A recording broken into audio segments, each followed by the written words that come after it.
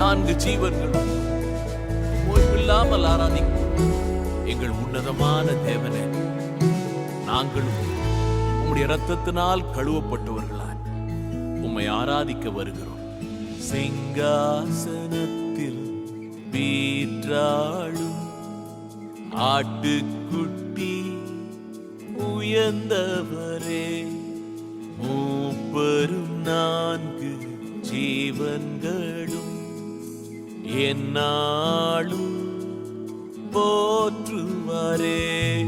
சிங்காசனத்தில் வீற்றாளும் ஆட்டுக்குட்டி உயர்ந்தவரே, மூப்பரும் நான்கு ஜீவன்களும் என்னாலும் போற்றுவாரே. துதியும் கனமும் மகிமையும் வல்லமையும் புகழும் ஞானமும் பெலனும் ஐஸ்வர்யமும், துதியும் கனமும் மகிமையும் வல்லமையும் புகழும் ஞானமும் பெலனும் ஐஸ்வர்யமும் என்னாலும் ஒருவருக்கே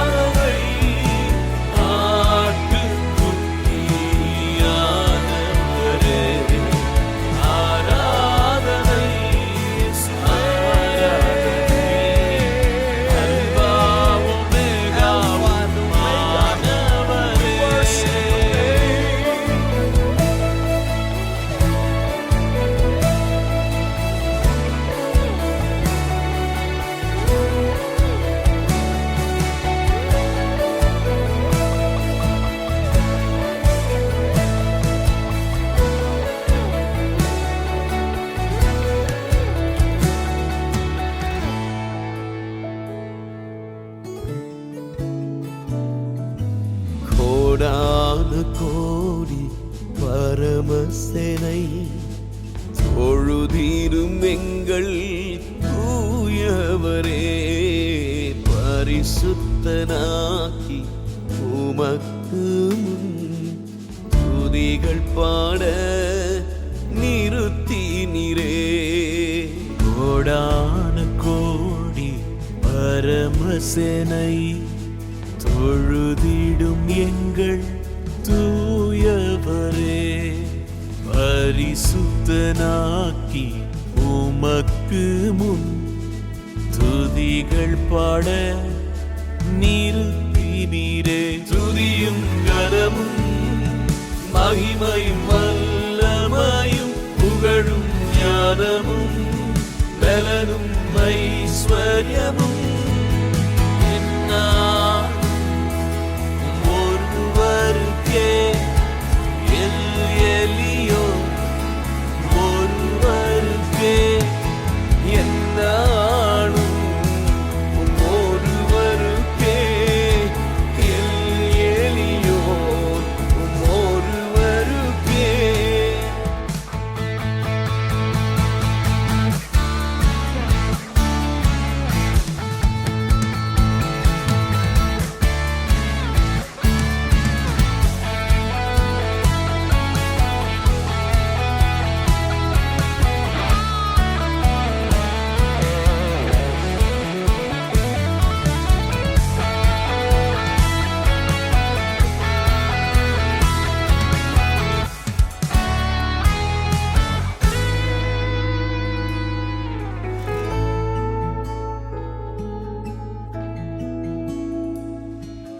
வானங்களில் உயர்ந்தவரே, உம் நாமத்தை புகழ்ந்திடுவோம். ஆவியோடும் உண்மையோடும் முழு மனதாய் துதித்திடுவோம். வானங்களில் நீர் உயர்ந்தவரே, உம் நாமத்தை புகழ்ந்திடுவோம்.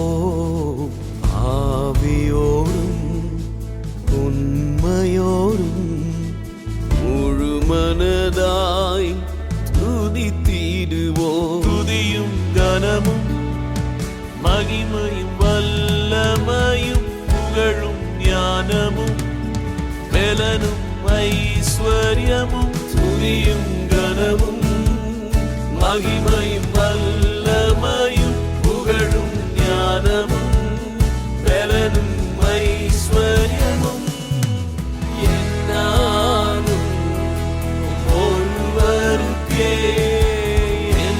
எலியோ ஒருவருக்கே என்னாலும் ஒருவருக்கே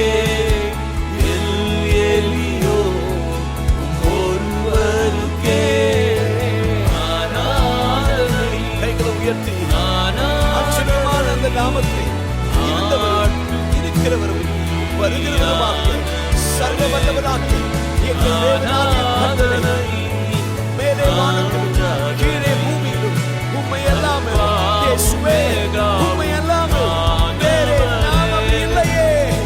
We worship the name of God. There is no other name except the name of Jesus Christ. அவருடைய நாமத்தில் எல்லா முழங்காலும் விளங்குமே. உம்முடைய ஆச்சரியமான நாமத்தை நாங்கள் தொழுது கொள்கிறோம். We thank you, Lord.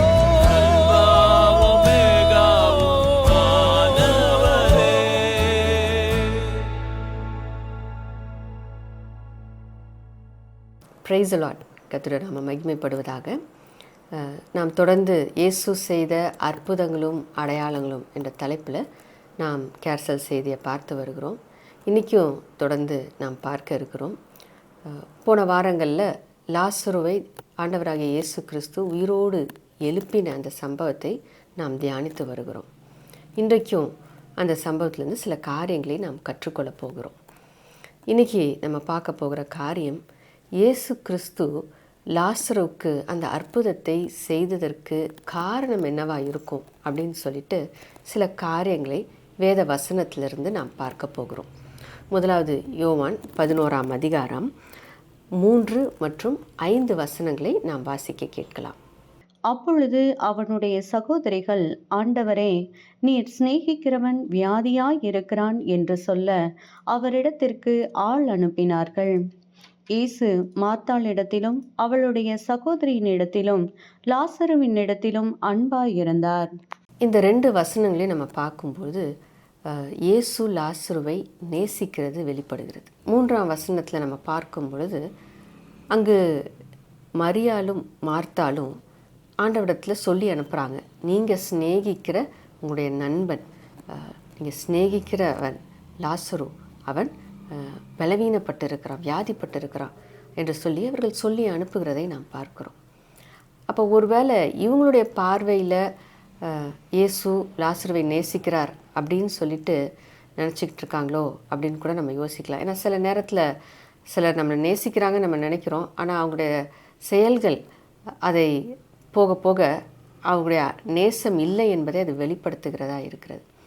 அப்போ இங்கே இவர்கள் இயேசு தங்களை நேசிக்கிறார்கள் என்று சொல்லி நினைத்து கொண்டிருக்கலாமோ அப்படின்னு சொல்லி யோசித்தோன்னா 5ஆம் வசனத்தில் தெளிவாய் சொல்லுகிறது, இயேசுவும் அவர்களை நேசித்தார் என்று சொல்லி நம்ம பார்க்குறோம். அப்போ இந்த இடத்துல இயேசு லாசருவை நேசித்தார் என்பது உறுதிப்படுத்தப்படுகிறது. அப்போ லாசருவை இயேசு நேசித்தபடியினால் இந்த அற்புதத்தை செய்தாரா அப்படின்னு ஒரு கேள்வி நம்ம கேட்கும் பொழுது, நிச்சயமாக நேசித்ததுனால ஆண்டவர் அற்புதத்தை செய்கிறவர் தான். ஏனென்றால் அவர் மனதுருக்கம் உள்ள தேவன், அவர் நம்மை நேசிக்கிறவர். எந்த சூழ்நிலையில் நம்ம இருந்தாலும், எப்படிப்பட்ட நிலையில் நம்மளை இருந்தாலும் தேவனுடைய அன்பு மாறாத அன்பாக இருக்கிறது. ஏனென்றால் அவரே அன்பானவர் என்று சொல்லி நம்ம பார்க்குறோம். அப்போ அந்த அன்பு ஒவ்வொருவருக்கும் அது சொந்தமானதாக தான் இருக்கிறது.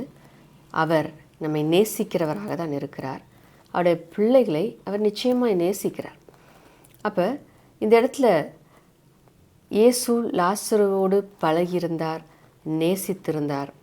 ஸோ இதன் அடிப்படையில் இயேசு அந்த அற்புதத்தை செய்திருக்கலாம் அப்படின்னு சொல்லிட்டு நம்ம பார்க்கலாம். அப்போ இயேசுடைய அன்பு மாறாத அன்பாக இருக்கிறது.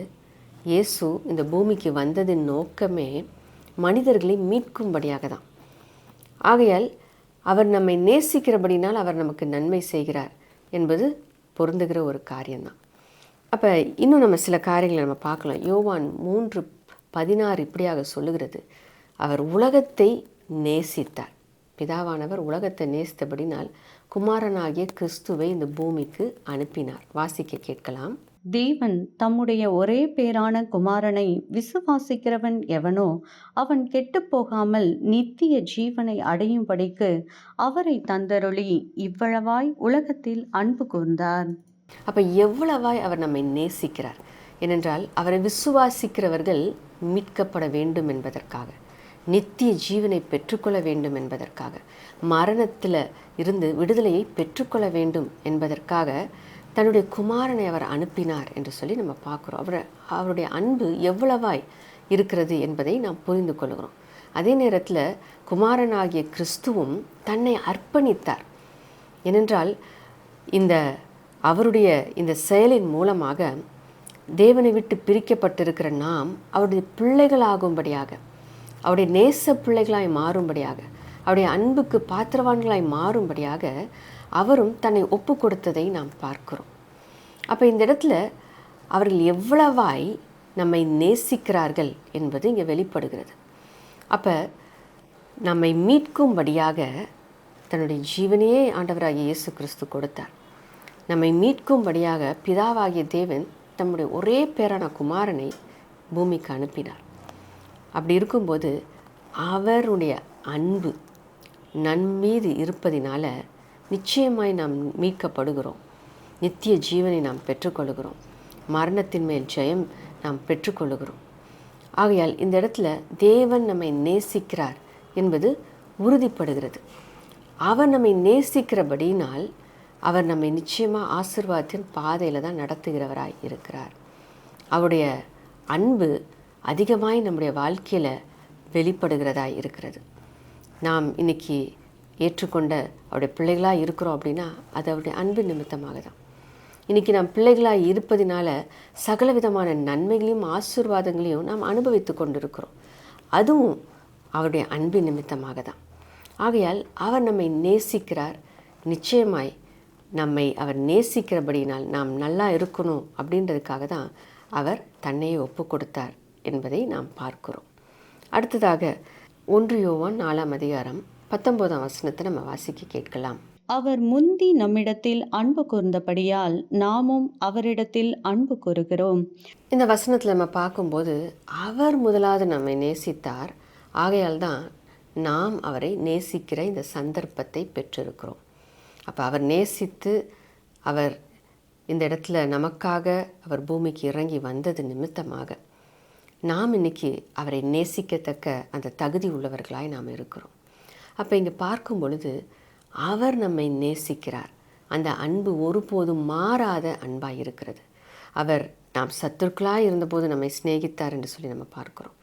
ஆகையால் நம்முடைய சுவாபங்கள், நம்முடைய கிரியைகள் நிமித்தமாக அவருடைய அன்பு மாறப்போவது கிடையாது.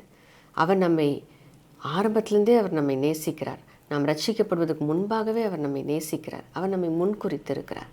ஆகையால் அவருடைய அன்பு எப்பொழுதும் நிலையானதாக இருக்கிறது. அது மாறாத அன்பாக இருக்கிறது. அப்போ தேவன் நம்மை நேசிக்கிறார் என்பது நிச்சயமான காரியம்.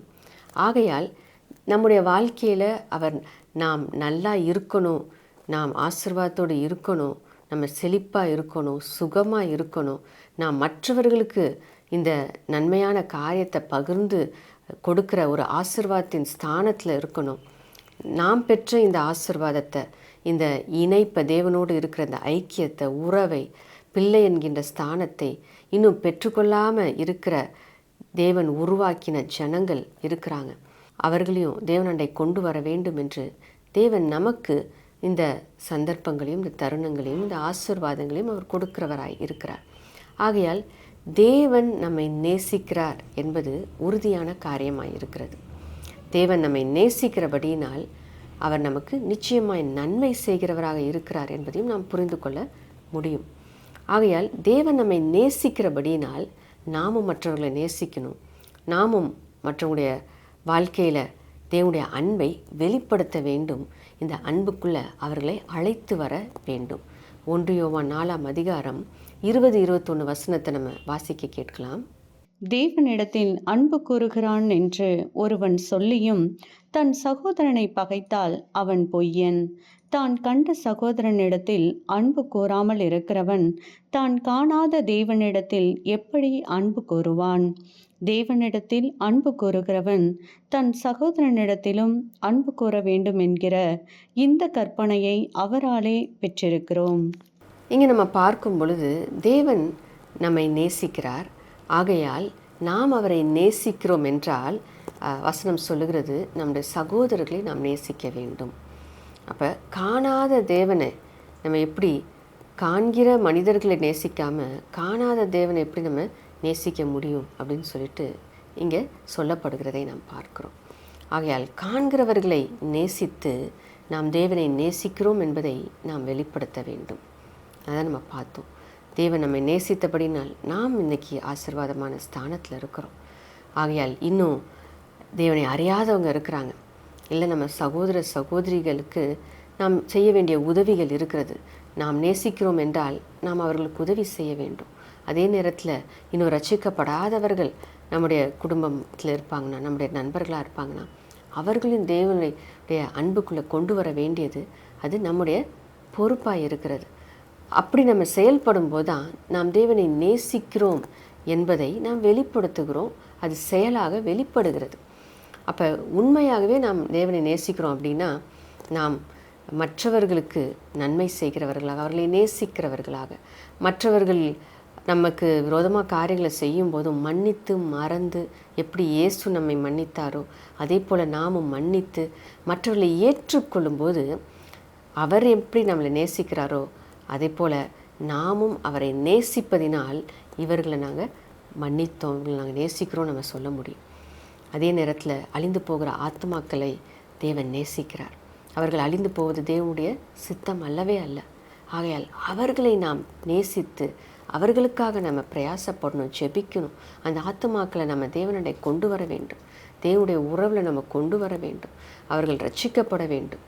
ஆகையால் அந்த பாரத்தோடு நாம் பிரயாசப்படுவோம் என்றால், அவர்களை நேசித்து அந்த ஆத்மாக்களுக்காக நம்ம பாரப்படுவோம் என்றால் நாம் தேவனை நேசிக்கிறோம் என்பதை நாம் வெளிப்படுத்துகிறோம். அவருடைய அன்பு நிச்சயமானது. நாமும் நம்முடைய அன்பை அவருக்கு வெளிப்படுத்தத்தக்கதாக நாம் மற்றவர்களை நேசிப்போம், ஆத்துமாக்களை நேசிப்போம்.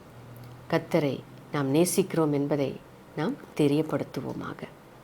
அடுத்ததாக நாம் பார்க்கிற காரியம் லூக்கா 10ஆம் அதிகாரம் 38 முதல் 40 வசனங்களை நாம் வாசிக்க கேட்கலாம். பின்பு அவர்கள் பிரயாணமாய் போகையில் அவர் ஒரு கிராமத்தில் பிரவேசித்தார். அங்கே மார்த்தாள் என்னும் பேர் கொண்ட ஒரு ஸ்திரீ அவரை தன் வீட்டிலே ஏற்றுக்கொண்டாள். அவளுக்கு மரியாள் எண்ணப்பட்ட ஒரு சகோதரி இருந்தாள். அவள் இயேசுவின் பாதத்தருகே உட்கார்ந்து அவருடைய வசனத்தை கேட்டுக்கொண்டிருந்தாள். மார்த்தாளோ பற்பல வேலைகளை செய்வதில் மிகவும் வருத்தமடைந்து அவரிடத்தில் வந்து, ஆண்டவரே, நான் தனியே வேலை செய்யும்படி என் சகோதரி என்னை விட்டு வந்திருக்கிறதை குறித்து உமக்கு கவலை இல்லையாம்? எனக்கு உதவி செய்யும்படி அவளுக்கு சொல்லும் என்றாள். இங்கே நம்ம வாசிக்கும்போது நம்ம பார்க்கிற காரியம், மார்த்தாள் ஆண்டவராகிய இயேசு கிறிஸ்து முதலாவது ஏற்றுக்கொண்டு வீட்டுக்கு வரவேற்கிறதை நாம் பார்க்கிறோம். மரியாள் ஆண்டவருடைய பாதத்தில் அமர்ந்திருந்து அவர் பேசுகிற சத்தியங்களை அவள் பெற்றுக்கொண்டிருக்கிறார். அதே நேரத்தில் பார்க்குறோம், மார்த்தாள் அந்த இடத்துல ஆண்டவராகிய இயேசு கிறிஸ்துக்கு போஜனத்தை ஆயத்தம் பண்ணும்படியாக பிரயாசப்படுகிறதை நாம் பார்க்குறோம். அப்போ இந்த இடத்துல ஒருத்தவங்களை நம்ம வீட்டுக்கு கூப்பிட்டு அவங்கள வரவேற்று அவங்களோட பேசி பழகி அவங்களுக்கு சாப்பாடு பரிமாறி அப்படி நம்ம செய்யும்போது நம்ம என்ன செய்கிறோம், அவங்கள நம்ம நேசிக்கிறோன்றதை நம்ம வெளிப்படுத்துகிறோம், அவங்கள நம்ம முக்கியத்துவப்படுத்துகிறோம். அப்படி நம்ம வீட்டில் கூப்பிட்டு அவங்களோட பழகும்போது அந்த இடத்துல ஒரு ஐக்கியம் உண்டாகிறது இல்லைங்களா? அப்போ இந்த குடும்பத்தோடு ஆண்டவராகிய இயேசு கிறிஸ்துவுக்கு ஐக்கியம் இருந்துச்சு. ஸோ முதல் முறையாக அவங்க வந்தாங்க, பரிமாறப்பட்டது. அதே போல் அங்கே வரும்போதெல்லாம் ஆண்டவராகிய இயேசு கிறிஸ்து அவங்கள சந்தித்தது உண்டு. அவங்க வீட்டில் போய் அப்படியாக ஐக்கிய நேரங்கள் இருந்தது. ஸோ அப்போ அந்த குடும்பம் தேவனுக்கு பிரியமான குடும்பமாக இருந்தார்கள். ஆண்டவராகிய இயேசு கிறிஸ்து நேசிக்கிற குடும்பமாக இருந்தார்கள். அதே நேரத்தில் அவர்களோடு ஐக்கியம் உள்ளவராக ஆண்டவராகிய இயேசு கிறிஸ்து இருந்ததை நாம் பார்க்கிறோம். அப்போ தேவன் நம்மோடும் அவர் ஐக்கியப்படுகிறவராய் இருக்கிறார். அப்போ இந்த ஐக்கியத்தின் நிமித்தமாக லாசருக்கு ஆண்டவர் மீண்டும் ஜீவனை கொடுத்தார் என்று சொல்லி நாம் சிந்திக்க முடியும். அப்போ இங்கே நம்ம பார்க்கும்போது ஐக்கியம், முதலாவது அவர் நம்மை நேசித்தார், நம்மளும் அன்பை வெளிப்படுத்தணும் இல்லைங்களா? அவர்களும் அன்பை வெளிப்படுத்தினாங்க. ஆகையால் அந்த இடத்துல ஆண்டவர் நன்மை செய்தார் என்று சொல்லி சிந்திக்கக்கூடிய ஒரு சூழ்நிலை இருக்கிறத பார்க்குறோம். இப்போ ரெண்டாவது நம்ம பார்க்குறோம், தேவன் நேசிக்கிறது மாத்திரமல்ல, அவர்களோட ஐக்கியப்பட்டிருந்தார், அவங்களோட நேரம் டைம் ஸ்பெண்ட் பண்ணார், அவங்களோட அவர் பேசினார், பழகினார். ஸோ அவங்களுடைய காரியங்களை அறிந்திருந்தார். அப்போ அந்த இடத்துல ஒரு ஐக்கியம், ஒரு உறவு இருந்ததை நாம் பார்க்கிறோம். தேவன் நம்மோடும் அப்படிப்பட்ட உறவு கொள்ள வேண்டும் என்று அவர் விரும்புகிறார். நம்ம வேதத்தில் பார்க்கும்போது எப்படி சீஷர்களோடு ஆண்டவர் அவர் பேசினார், பழகினார், கூடயே இருந்தார். இப்போ பாருங்கள், அந்த இடத்துல ஒரு ஐக்கியம் இருந்தது, சேர்ந்து பந்தி இருந்தார்கள் என்று சொல்லி நம்ம பார்க்குறோம். அப்போ அந்த இடத்துல இது எதை குறிக்கிறது? அது ஒரு ஐக்கியத்தை குறிக்கிறது, உறவு பலப்படுகிறதை குறிக்கிறதா இருக்கிறது. அப்போ இயேசுவோடு இந்த குடும்பத்தினருக்கு ஒரு நல்ல உறவு இருந்ததை நாம் பார்க்கிறோம். லூக்கா புத்தகத்தில் 24ஆம் அதிகாரம் 28ஆம் வசனம் முதல் 35ஆம் வசனம் வரைக்கும் நம்ம பார்த்தோம் அப்படின்னா, எம்மாவூர் சீஷர்கள் அவர்களை இயேசு சந்திக்கிறார். அவர்கள் வருந்தி அவர்கள் கூப்பிட்டதுனால அன்னைக்கு இரவு அங்கு அவர் தங்கும்படியாக அவர் வீட்டுக்கு போகிறார். அப்போ அந்த இடத்துல அவர் போஜனம் பண்ணுகிறார். அப்பத்தை பிற்கும்போது அவருடைய கண்கள் திறக்கப்படுகிறது. ஆகையால் இயேசுவை அவர்கள் அறிந்து கொள்கிறார்கள். உயிர்த்தெழுந்த இயேசுவை அவர்கள் கண்கள் கண்டது. அப்போ இந்த இடத்துல நம்ம பார்க்கும்போது அந்த அப்பம் பிக்குதல், அந்த உணவு வேலையில் தேவன் அவர்களுக்கு தங்களை வெளிப்படுத்தினார். அப்போ இந்த இடத்துல அந்த ஐக்கியம் இருக்கும் பொழுது ஆண்டவரை அறிகிற அறிவு வளர்கிறது. அங்கே மரியாள் பாதத்தில் அமர்ந்து இருக்கும்போது தேவனை அறிகிற அறிவு வளர்ந்ததை நாம் பார்க்கிறோம். அதுபோல் லூக்கா 24ஆம் அதிகாரம் 36 முதல் 43 வசனங்களை நம்ம வாசிக்க கேட்போம். இவைகளை குறித்து அவர்கள் பேசிக் கொண்டிருக்கையில் இயேசு தாமே அவர்கள் நடுவில் நின்று, உங்களுக்கு சமாதானம் என்றார். அவர்கள் கலங்கி பயந்து ஒரு ஆவியை காண்கிறதாக நினைத்தார்கள். அவர் அவர்களை நோக்கி, நீங்கள் ஏன் கலங்குகிறீர்கள்? உங்கள் இருதயங்களில் சந்தேகங்கள் எழும்புகிறதென்ன? நான் தான் என்று அறியும்படி என் கைகளையும் என் கால்களையும் பாருங்கள், என்னை தொட்டு பாருங்கள். நீங்கள் காண்கிறபடி எனக்கு மாம்சமும் எலும்புகளும் உண்டாயிருக்கிறது போல ஒரு ஆவிக்கு இராதே என்று சொல்லி தம்முடைய கைகளையும் கால்களையும் அவர்களுக்கு காண்பித்தார். ஆனாலும் சந்தோஷத்தினால் அவர்கள் இன்னும் விசுவாசியாமல் ஆச்சரியப்படுகையில், புசிக்கிறதற்கு ஏதாகிலும் இங்கே உண்டா என்று அவர்களிடத்தில் கேட்டார். அப்பொழுது பொரித்த மீன் கண்டத்தையும் தேன்கூட்டு துணிக்கையையும் அவருக்கு கொடுத்தார்கள். அவைகளை அவர் வாங்கி அவர்களுக்கு முன்பாக புசித்து, ஸோ இங்கே நம்ம பார்க்கும்போது ஆண்டவராகிய இயேசு உயிர்த்தெழுந்ததுக்கப்புறம் சீஷர்களை பார்க்கும்படியாக அங்கே வரார். அப்போ அந்த இடத்துல என்ன இருக்குது, எனக்கு பசிக்குது அப்படின்னு சொல்லி கேட்டு அவர் சாப்பிட்றத நம்ம பார்க்குறோம். அப்போ அந்த இடத்துல சீஷர்களோடு அவருக்கு இருந்த உறவை நாம் பார்க்குறோம். அப்போ அது ஒரு ஐக்கியத்தை குறிக்கிறதா இருக்கிறது. அப்போ இது மட்டும் இல்லை, இன்னும் அநேக சம்பவங்கள் வேதத்தில் நம்ம பார்க்குறோம். மீண்டும் பேதுருவும் சீஷர்களும் மீன் பிடிக்க போனப்போ இயேசு அங்கே கரையில் நின்று அங்கே மீனை ஆயத்தம் பண்ணி வைத்திருக்கிறார். அப்போ சேர்ந்து அவர்கள் புசிக்கிறார்கள். அப்போ இப்படியாக அது சேர்ந்து ஆகாரத்தை உட்கொள்வது ஒரு ஐக்கியத்தை, ஒரு உறவை பலப்படுத்துகிற ஒரு காரியமாய் இருக்கிறதை நாம் பார்க்கிறோம். ஆகையால் நம்முடைய வாழ்க்கையில் தேவன் நமக்கு நன்மையானதை கொடுக்கிறார். எல்லா நலமானதும் ஆண்டவரிடத்துல தான் நமக்கு வருது. அவர் நம்மை போஷிக்கிறார், அவர் நம்முடைய தேவைகளை சந்திக்கிறார். ஆகையால் அவரோடு நேரத்தை நம்ம செலவிடும்படியாக, அவர் கொடுக்குற நன்மையை நம்ம புசிக்கும்போது, அவர் கொடுக்குற நன்மையை நம்ம அனுபவிக்கும் போது நாம் அவரையும் நம்ம கூட சேர்த்துக்கணும். அவரும் நம்ம கூட இருக்கிறார் என்பதை நாம் ரியலைஸ் பண்ணணும். நாம் அவரோடு பேசணும், அவரோடு பழகணும், அந்த உறவுக்குள்ளே நம்ம கடந்து வரணும். அவர் நம்மை நேசிக்கிறார், நானும் அவரை நேசிக்கிறேன் அப்படின்ற ஒரு வார்த்தை அளவில் இல்லாதபடிக்கு அது உறவாக வளர வேண்டும். அந்த இடத்துல அது ஒரு நட்பாக மாற வேண்டும். உறவு ஒருவரோடு ஒருவர் பழகி பேசி அதன் மூலமாக அந்த உறவு ஆழப்படுத்தப்படுகிறது, அந்த உறவு வளருகிறது. அப்படியாக நம்முடைய உறவு தேவனோடு வளர வேண்டும். அவர் நம்மை நேசிக்கிறார், அவர் நம்மோடு ஐக்கியப்பட விரும்புகிறார். நாம் அவரோட உறவில் வளரணும் அப்படின்னா நம்முடைய ஜெப நேரம் அதிகரிக்கப்படணும், நம்முடைய வேத வாசிப்பு இருக்கணும், அவருடைய சமூகத்தில் அமர்ந்திருக்கிற அந்த அனுபவம் இருக்கணும், அவரோடு பேசுகிற அந்த பழக்கம் இருக்கணும். ஸோ இதெல்லாம் நம்ம செய்யும்போது அவரோட ஐக்கியத்தில் நம்ம வளர்கிறோம், அனுதினமும் நம்ம வளர்கிறோம். அப்போ இந்த வளர்ச்சி நமக்கு அவசியமாக இருக்கிறது. நாம் வளரும்போது அதன் பலனை நிச்சயமாக நம்முடைய வாழ்க்கையில் நம்ம பார்க்க முடியும். ஐக்கியத்தில் வளரும்போது அவரை நம்ம புரிந்து கொள்வோம், அவருடைய இருதயத்தை புரிந்து கொள்வோம், அவருடைய வாஞ்சியை புரிந்து கொள்வோம், அவர் நமக்காக வைத்திருக்கிற திட்டங்களை நாம் அறிந்து கொள்வோம், அதற்கேற்ற வாழ்க்கையை நம்ம வாழ துவங்குவோம். அதுதான் உறவின் முக்கியத்துவமாக இருக்கிறது. அடுத்ததாக 1 யோவான் 1:3 நம்ம வாசிக்க கேட்கலாம். நீங்களும் எங்களோட ஐக்கியமுள்ளவர்களாகும்படி நாங்கள் கண்டும் கேட்டும் இருக்கிறதை உங்களுக்கும் அறிவிக்கிறோம். எங்களுடைய ஐக்கியம் பிதாவோடும் அவருடைய குமாரனாகிய இயேசு கிறிஸ்துவோடும் இருக்கிறது. இங்கே நம்ம பார்க்குறோம் பாருங்கள், சீஷர்கள் இயேசுவோடு பழகினார்கள், அதே நேரத்தில் அவர்கள் பிதாவோடும் ஆண்டவராகிய இயேசு கிறிஸ்துவோடும் ஐக்கியமுள்ளவர்களாய் இருக்கிறார்கள்னு சொல்லி பார்க்குறோம். அந்த ஐக்கியத்தை அவர் நமக்கும் கொடுத்திருக்கிறார். நாமும் அவரோடு ஐக்கியமாக இருக்கத்தக்கதாக தேவன் நம்மை நேசிக்கிறார், நம்மை அந்த உறவுக்குள்ளே கொண்டு வந்திருக்கிறார். ஆகையால் அவரை நேசிக்கிற பாக்கியத்தை தேவன் நமக்கு கொடுத்திருக்கிறார். அவரோடு உறவாடும்படியாக அந்த ஃபெலோஷிப், அந்த ஐக்கியத்தை தேவன் நமக்கு கொடுத்திருக்கிறார். ஆகையால் அந்த ஐக்கியத்தில் நம்ம நிலை நிற்போம், நாம் வளருவோம். அது நமக்கும் ஆசீர்வாதம், நம்மை சார்ந்தவர்களுக்கும் அது ஆசீர்வாதம். அவரை போல நம்ம ஐக்கியப்படும் பொழுது மற்றவங்களுக்கு ஆசீர்வாதமாய் நாம் மாற முடியும்.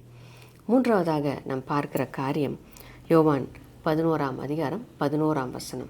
இவைகளை அவர் சொல்லிய பின்பு அவர்களை நோக்கி, நம்முடைய சிநேகிதனாகிய லாசரு நித்திரை அடைந்திருக்கிறான், நான் அவனை எழுப்பப் போகிறேன் என்றார். மூன்றாவது காரியமாக நம்ம பார்க்கிறது, அங்கே ஆண்டவராகிய இயேசு கிறிஸ்து லாசருவை சிநேகிதன் என்று சொல்லுகிறதை நாம் பார்க்கிறோம். முதலாவது அவர் நேசித்தார், அடுத்தது அவர்களோடு அவர் ஐக்கியமுள்ளவராய் இருந்தார். மூன்றாவது பார்க்கிறோம், அந்த ஐக்கியத்தின் நிமித்தமாக ஒரு சிநேகிதன் என்கின்ற ஸ்தானத்தை லாசரு பெற்றிருக்கிறதை நாம் பார்க்கிறோம். ஆகையால் தேவன் நம்மையும் சிநேகிக்கிறவராய் இருக்கிறார்.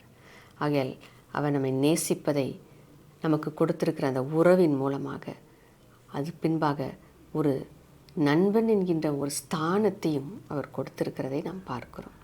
நாம் பிள்ளைகளாக இருக்கிறோம், அதே நேரத்தில் இயேசு கிறிஸ்துக்கு சகோதரர்கள் என்கின்ற ஸ்தானத்தையும் உடையவர்களாக நம்ம இருக்கிறோம். ஆண்டவராகிய இயேசு கிறிஸ்து நம்மை நண்பர்களாகவும் நம்ம பார்க்கிறார். சில நேரத்தில் உறவு இருக்கும், குடும்பத்திலே இருப்பாங்க, ஒரு சகோதரனாக இருப்பாங்க, சகோதரியாக இருப்பாங்க, ஆனால் அவங்களுக்குள்ள அந்த ஐக்கியம் இருக்காது, அந்த நட்பு இருக்காது. அப்போ இங்கே நம்ம பார்க்குறோம், தேவன் உறவை கொடுக்கிறார், அந்த உறவுக்குரிய அந்த நட்பையும் அவர் கொடுக்கிறவராய் இருக்கிறார். இந்த இடத்துல சிநேகிதன் என்கின்ற ஸ்தானம். சிலர் பாருங்கள், குடும்பத்தில் சகோதரிகள் ஒரு ஃப்ரெண்ட்ஸாக போல் பழகுவாங்க, பேரண்ட்ஸும் பிள்ளைங்களும் ஒரு ஃப்ரெண்ட்ஸை போல் பழகுவாங்க. அதுதான் ஒரு ஐக்கியம். ஸோ அந்த அன்பு, அப்படிப்பட்ட ஒரு நட்பை, ஒரு சிநேகிதன் என்கின்ற ஸ்தானத்தை, ஏன்னா சிநேகிதன் அப்படின்னு சொல்லிட்டு நம்ம பார்க்கும்போது அவங்க அந்த இடத்துல ஒரு ஏற்றத்தாழ்வு இருக்காது, ஒரே மாதிரி ஒரு நோக்கங்கள் இருக்கும், ஒரே மாதிரி அவங்க பேசுவாங்க, பழகுவாங்க. இந்த குறை அந்த குறை அதை பார்க்க மாட்டாங்க. அப்போ அந்த ஃப்ரெண்ட்ஷிப் என்பது அது ஒரு மேன்மையான ஒரு உறவாக இருக்கிறது. அந்த சிநேகிதன் என்கின்ற ஸ்தானத்தை நம்ம ஒவ்வொருவருக்கும் தேவன் கொடுத்திருக்கிறார். நம்ம வாசிக்க கேட்கலாம். யோவான் 15:13. ஒருவன் தன் சிநேகிதருக்காக தன் ஜீவனை கொடுக்கிற அன்பிலும் அதிகமான அன்பு ஒருவரிடத்திலும் இல்லை. அப்போ அந்த நட்பு என்பது அது ஜீவனை கொடுக்கக்கூடிய அளவுக்கு ஒரு ஸ்ட்ராங்கான உறவாக இருக்கிறது. அப்போ ஆண்டவராகிய இயேசு கிறிஸ்து நமக்காக அவர் ஜீவனை கொடுத்து அவர் தம்முடைய நட்பை வெளிப்படுத்தி இருக்கிறார். ஆகையால் நம்முடைய வாழ்க்கையிலையும் அவரை நாம் நேசிக்கணும். ஜீவனை பாராமல் அவரை நேசிக்கிற அன்பு அதுதான் உண்மையான நட்பாக இருக்கிறது.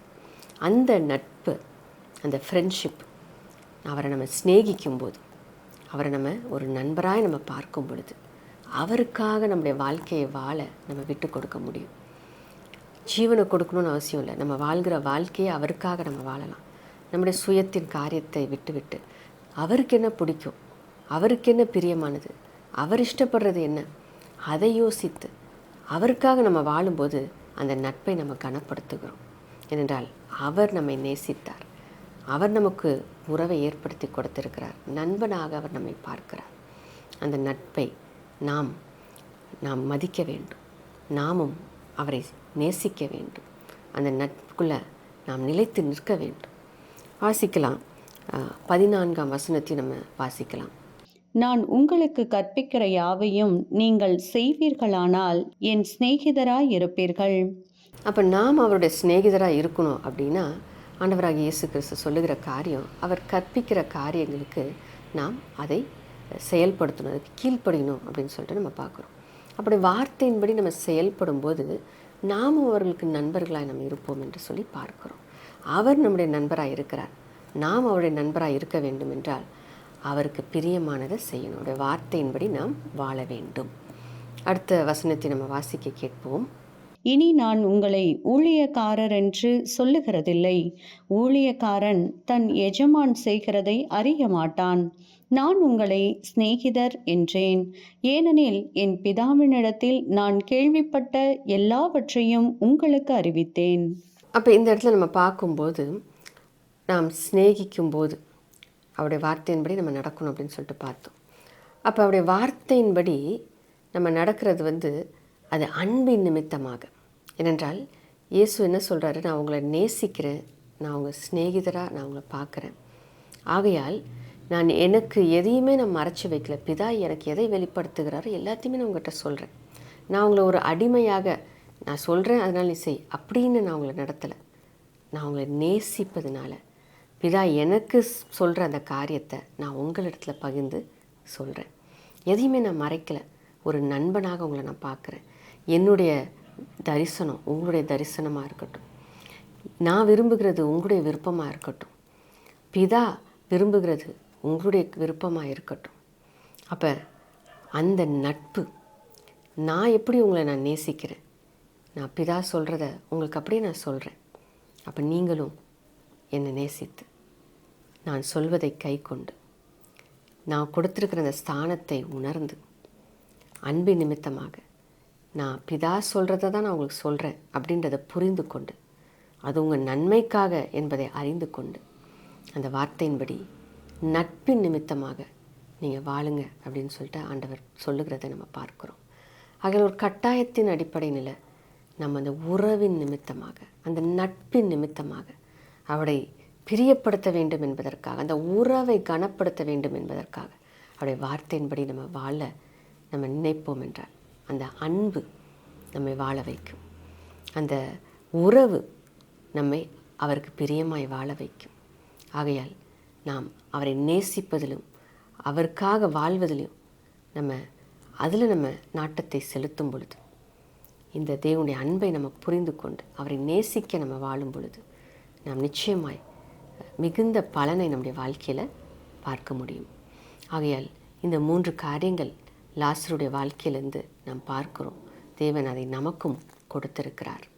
நம்மையும் அவர் கைவிட மாட்டார். நம்முடைய சூழ்நிலையிலையும் அவர் நம்ம விட்டு கொடுக்க மாட்டார். அவர் நம்மளை நிச்சயமாக தூக்கி எடுப்பார். இன்னும் 3 காரியங்களை நம்ம பார்க்க போகிறோம். அப்போ இவைகள் காரணங்களாய் இருந்தாலும் கூட பிரதான காரணங்களாக வேதத்தில் லாசருவை தேவன் உயிரோடு எழுப்பினதற்கு 3 காரணங்கள் சொல்லப்பட்டு இருக்கிறது. அதை நம்ம வாசிக்க கேட்போம். யோவான் 11ஆம் அதிகாரம் 4ஆம் வசனம். இயேசு அதை கேட்டபொழுது, இந்த வியாதி மரணத்துக்கு ஏதுவாயிராமல் தேவனுடைய மகிமை விளங்குவதற்கு ஏதுவாயிருக்கிறது. தேவனுடைய குமாரனும் அதனால் மகிமைப்படுவார் என்றார். அப்போ இந்த இடத்துல வசனம் சொல்லுகிற காரியம், லாசருவை ஆண்டவர் உயிரோடு எழுப்பினதற்கு காரணம் தேவனுடைய நாமம் மகிமைப்பட வேண்டும் என்பதற்காக. ஆகையால் தேவன் நம்மை நேசிக்கிறார், தேவன் நமக்கு ஒரு ஐக்கியத்தை கொடுத்திருக்கிறார், அவர் நம்மை சிநேகிதராய் பார்க்கிறார். அது மட்டுமல்ல, நம்மை அவர் ஆசீர்வதிப்பதற்கு நோக்கம் தேவனுடைய நாமம் மகிமைப்பட வேண்டும் என்பதற்காகவும். அதுதான் பிரதான நோக்கமாக இருக்கிறது. அப்போ நம்முடைய வாழ்க்கையில் நம்ம நன்மையை பெற்றுக்கொள்ளும்போது நாம் தேவனுக்கு மகிமையை செலுத்த வேண்டியவர்களாக இருக்கிறோம். ஏன் தேவன் நமக்கு இந்த நன்மையை செய்கிறார்? வேற ஒருத்தவங்களுக்கு செய்யலாமே. நாம் அவருக்கு மகிமையை செலுத்துவோம் என்ற நிச்சயத்தோடு அவர் இருப்பதனால தான் நமக்கு அவர் நன்மையை செய்கிறார். அப்போ நம்மளை அவர் தெரிந்து கொண்டார், நம்மளை அவர் ரட்சித்தார், உறவை கொடுத்தார். ஆகையால் நாம் அவருக்கு கொடுக்க வேண்டிய மகிமையை நம்ம கொடுக்கணும். இந்த இடத்துல ஒவ்வொரு காரியத்துக்கும் பின்னாடி நம்ம பார்க்குறோம் தேவனுடைய நாமம் மகிமைப்பட வேண்டும். ஏன்னா தேவனுடைய வல்லமை வெளிப்படலைன்னா அந்த இடத்துல அற்புதம் நடக்க முடியாது. தேவன் அங்கே குறுக்கிடவில்லை என்றால் நம்முடைய வாழ்க்கையில் சூழ்நிலை மாறாது, நம்முடைய பிரச்சனை தீராது. அப்போ தேவனுடைய கரம் அவசியமாக இருக்கிறது, தேவனுடைய வல்லமை அவசியமாக இருக்கிறது. அவருடைய அன்பு கரங்கள் நம்மை தொட வேண்டியதாக இருக்கிறது. ஆகையால் அவர் தான் எனக்கு செஞ்சார்னு நம்ம மகிமை அவருக்கு செலுத்த வேண்டியது அவசியமாகவும் இருக்கிறது. ஏனென்றால் அவரை அல்லாமல் நமக்கு விடுதலை இல்லை, அவர் அல்லாமல் நமக்கு சுகம் இல்லை, அவர் இல்லாமல் நமக்கு நன்மை இல்லை. ஆகையால் அவருடைய நாமம் மகிமைப்படும்படியாக அவரை நாம் உயர்த்த வேண்டும். இயேசு தகப்பனுடைய நாமத்தை உயர்த்தும்படியாக இந்த அற்புதத்தை செய்தார். ஆகையால் நாமும் தேவன் நமக்கு அற்புதங்களை செய்யும்போது அவரை நம்ம உயர்த்தணும். அப்போ அந்த நோக்கத்தை நாம் நிறைவேற்ற வேண்டும். தேவனுடைய நோக்கம், தேவனுடைய விருப்பத்தை நம்ம நிறைவேற்றணும். அவன் நம்மை சிநேகித்திருக்கிறபடினால், அவன் நமக்கு நன்மை செய்திருக்கிறபடினால் அவருடைய திட்டத்தை நம்ம நிறைவேற்றணும். அவரை நாம் மகிமைப்படுத்த வேண்டும். மகிமையை அவருக்கே நாம் கொடுக்க வேண்டும்.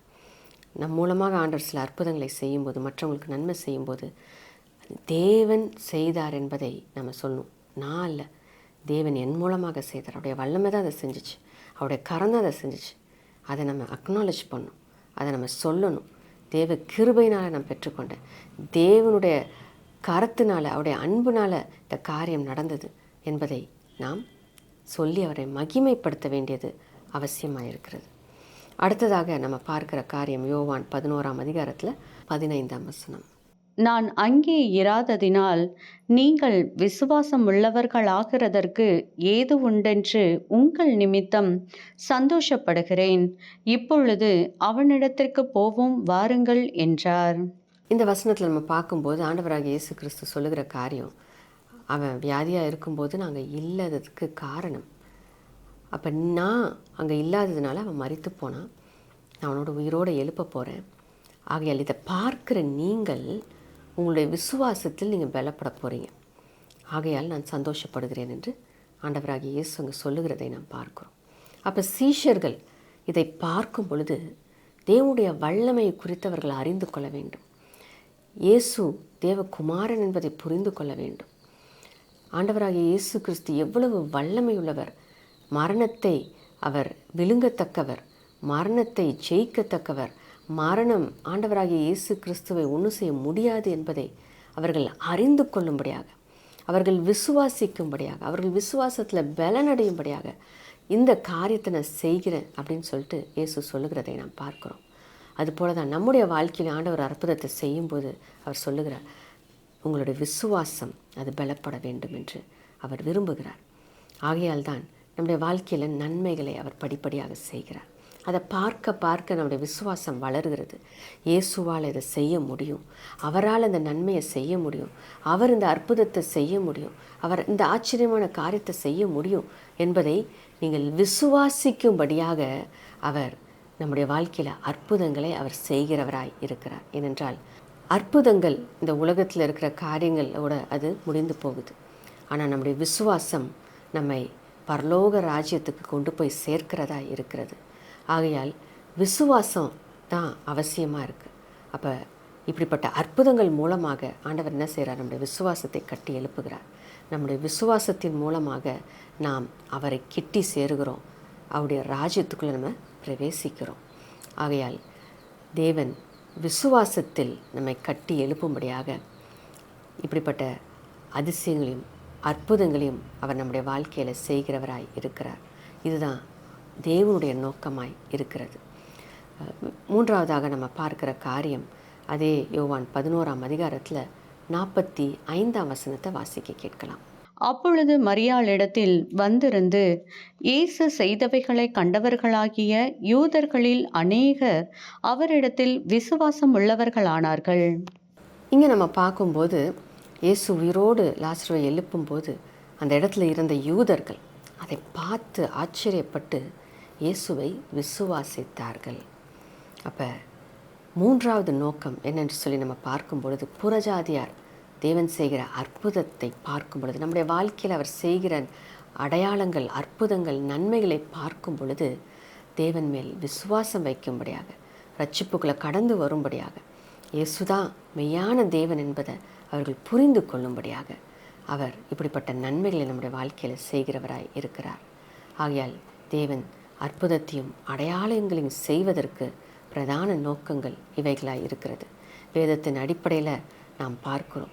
ஆகையால் நம்முடைய வாழ்க்கையில் ஆண்டவர் அற்புதத்தையும் அடையாளங்களையும் செய்யும்போது நம்ம சுற்றி இருக்கிறவங்களுக்கு நம்ம அதை சொல்லணும். இயேசு தான் எனக்கு இதை செய்தார், இயேசு இல்லைன்னா இதை நான் பெற்றுக்கொண்டு இருக்க முடியாது, என் வாழ்க்கையில் இது நடந்திருக்காது அப்படின்னு நீங்கள் சொல்லும்போது அவருடைய விசுவாசத்தை நீங்கள் கட்டி எழுப்புகிறீர்கள். அவர்கள் மீட்கப்படும்படியாக, அவர்கள் ரட்சிப்பை பெற்றுக்கொள்ளும்படியாக, அவர்களுடைய வாழ்க்கையிலும் இப்படிப்பட்ட நன்மைகளை அவர்கள் பெற்றுக்கொள்ளும்படியாக நம்முடைய சாட்சிகள் அது வல்லமை உள்ளதாய் இருக்கிறது. ஆகையால் நாம் தேவன் நமக்கு அற்புதங்களை செய்யும்போது அதை நம்ம சாட்சிகளாக சொல்லுவோம், அநேகர் கேட்கும்படியாக சொல்லுவோம், அநேகருக்கு அதை தெரியப்படுத்துவோம். ஏனென்றால் அவர்களும் மீட்கப்பட வேண்டும், அவர்களும் ரட்சிக்கப்பட வேண்டும், அவர்களும் இயேசுவை விசுவாசிக்க வேண்டும், அவர்களும் இயேசுவுடைய மந்தையில் வந்து சேர வேண்டும், அவர்களும் பிள்ளை என்கின்ற ஸ்தானத்தை பெற்றுக்கொண்டு ஆசீர்வாதத்தில் வாழ வேண்டும். ஆகையால் இந்த பிரதான 3 நோக்கங்களை நம்முடைய வாழ்க்கையில் நம்ம நிறைவேற்ற பிரயாசப்படுவோம். லாசருவை ஆண்டவராகிய இயேசு கிறிஸ்து உயிரோடு எழுப்பினதற்கு நோக்கம் தேவனுடைய நாமம் மகிமைப்படுவதற்காக, சீஷருடைய விசுவாசம் பலப்படும்படியாக, அநேகர் அவருடைய ராஜ்யத்துக்குள்ளே பிரவேசிக்கும்படியாக, அவரை விசுவாசித்து ரட்சிப்புக்குள்ளே கடந்து வரும்படியாக. ஆகையால் இந்த 3 பிரதான நோக்கங்களை நாம் நிறைவேற்றுவோம். தேவன் நம்முடைய வாழ்க்கையில் இன்னும் அநேக அற்புத அடையாளங்களை நிச்சயமாய் செய்வார். நாம் ஜெபிக்கலாமா? ஸ்தோத்திரம் அப்பா, உமக்கு நாங்கள் நன்றி செலுத்துகிறோம் ராஜா. நீர் நல்லவர், நீர் பெரியவர், நீர் எங்களை நேசிக்கிறீர், அதற்காக நன்றி செலுத்துகிறோம். நீர் எங்களுக்கு ஒரு உறவை கொடுத்திருக்கிறீர், ஐக்கியத்தை கொடுத்திருக்கிறீர். நாங்கள் எப்போ நினச்சாலும் உங்ககிட்ட வந்து பேசும்படியான அந்த பாக்கியத்தை கொடுத்திருக்கிறீர், அதற்காக நாங்கள் நன்றி சொல்லுகிறோம் அப்பா. இப்பொழுதும் கர்த்தாவே, ஒரு நண்பன் என்கின்ற ஸ்தானத்தையும் நீர் கொடுத்து எங்களை நேசிக்கிறதற்காக நாங்கள் நன்றி சொல்லுகிறோம் ராஜா. அப்பா, பிரதான நோக்கங்களை நாங்கள் நிறைவேற்றும்படியாக, உமக்கு நாங்கள் மகிமையை செலுத்தும்படியாக அப்பா, நீங்கள் கர்த்தாவே அப்பா எங்களுக்காக செய்கிற அந்த அற்புதங்கள் அடையாளங்களை அநேகருக்கு நாங்கள் சாட்சிகளாய் சொல்லும்படியாக, நீங்கள் எங்களுக்கு செய்கிற இந்த நன்மைகள் மூலமாக எங்களுடைய விசுவாசம் பலப்படும்படியாக அப்பா எங்களை நாங்கள் விட்டு கொடுக்குறோம் ராஜா. அப்பா, நீங்கள் எங்களுக்கு நன்மை செய்யும் பொழுது நாங்கள் கர்த்தாவே உம்மை உயர்த்துகிறோம், உமக்கு மகிமையை செலுத்துகிறோம். நாங்கள் விசுவாசத்தில் வளர்ந்து மற்றவர்களையும் விசுவாசத்துக்குள்ளே நடத்த எங்களை நாங்கள் அர்ப்பணிக்கிறோம் அப்பா. இந்த நேரத்தில் அர்ப்பணிக்கிற ஒவ்வொருவருக்கும் அதன் கிருபை நீர் கொடுப்பீராக. எப்பொழுதும் உடைய நாம மகிமைக்காக ஜீவிக்கிற பாக்கியத்தை நீர் கொடுப்பீராக. யாரும் விசுவாசத்தில் சோர்ந்து போய்விடாதபடிக்கு விசுவாசத்தை காத்துக்கொண்டு விசுவாசத்தில் நிலை நிற்கிற கிருபை நீர் கொடுப்பீராக. அப்பா, தங்களுடைய ஆசீர்வாதங்களை, நீர் செய்த நன்மைகளை தங்களுக்குள்ளே வைத்து பூட்டி வைத்து கொள்ளாதபடிக்கு அநேகருக்கு சாட்சிகளாய் பகிர்ந்து கொள்ள, அநேகருக்கு சாட்சிகளாய் பகிர்ந்து சொல்ல அப்பா அவர்களுக்கு கிருபை கொடுப்பீராக. அதன் மூலமாக அநேகர் உம்மை அறிந்து கொள்ளவும், அநேகர் ரட்சிக்கப்படவும், அநேகருடைய ராஜ்யத்தில் வந்து நாட்டப்படவும் அப்பா நீர் உதவி செய்வீராக என்று நாங்கள் ஜெபிக்கிறோம். அப்பா நீர் செய்கிறதற்காக நாங்கள் நன்றி செலுத்துகிறோம். இயேசுவின் நாமத்தில் பிதாவே, ஆமென். நம்ம சேர்ந்து சொல்லலாம். என் ஆத்துமாவே கர்த்தரை ஸ்தோத்திரி, என் முழு உள்ளமே அவருடைய பரிசுத்த நாமத்தை ஸ்தோத்திரி. என் ஆத்துமாவே கர்த்தரை ஸ்தோத்திரி, அவர் செய்த சகல உபகாரங்களையும் மறவாதே. ஆமென். God bless you.